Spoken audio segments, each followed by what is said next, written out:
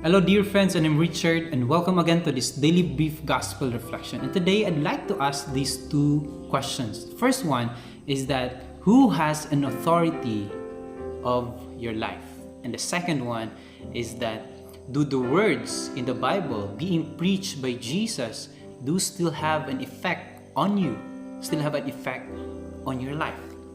When we say, going back to the first question, we say authority is that having that someone to have the power or right to make the decisions or to direct someone.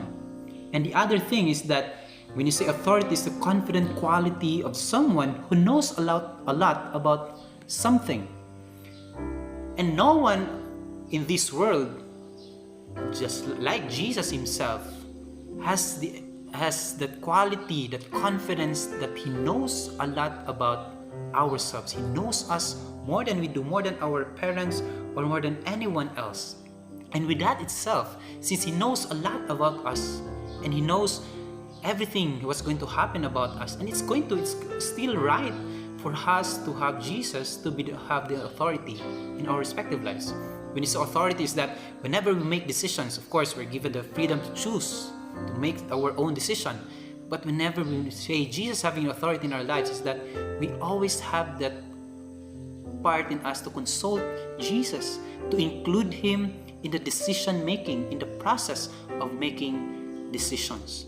And that's when we say authority. And the second question is that do the words in the Bible being preached by Jesus himself do still have an effect on us in our respective lives? I remember back then when I was really down, and it seems that or even down and reading the Bible seems to be nonsense. It seems that there's no effect on me anymore. But I keep on digging the Bible, keep on reading the Word, not just the Bible, but even other inspirational messages, but talking about the same truth, the same principle about the one that's being preached by Jesus, eventually has an effect on me. Then I'll continue to read on it.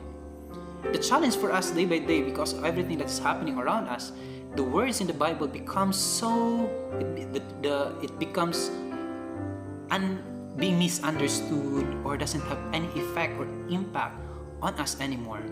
The challenge for us is that how can we still have these words to have an impact on our lives, allowing these words to change us, to transform us, to become the person that God intends us to be.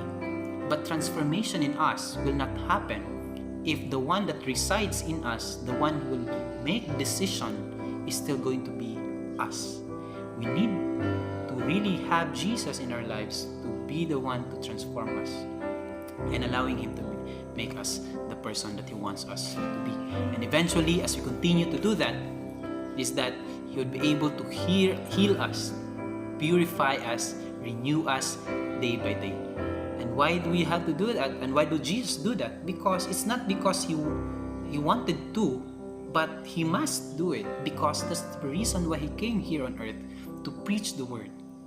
And since that one, all of us are being called also to this great commission that he wants us to be part in his mission, is that all of us also are being called to preach this word, to allow the word to be spread to those people who needs it. And hopefully that as we spread it, of course we need to check the intentions in ours, but in the end, let the purpose of preaching, because Jesus have called us to do it. And so dear friends, the invitation for us is that really to have Jesus, to have that voice, to make that help us in our decisions that we're about to make, and allowing the word to be preached by anyone else, as long as it talks about the truth about Jesus himself, then they are with us, they are with Jesus. And let's hear it and let's allow the word to really make us and transform us to become a better person and become the person that God intends us to be. And so dear friends, always remember that you are blessed, and such blessings are not meant for you to keep, but for us to share to others. You will always be blessed.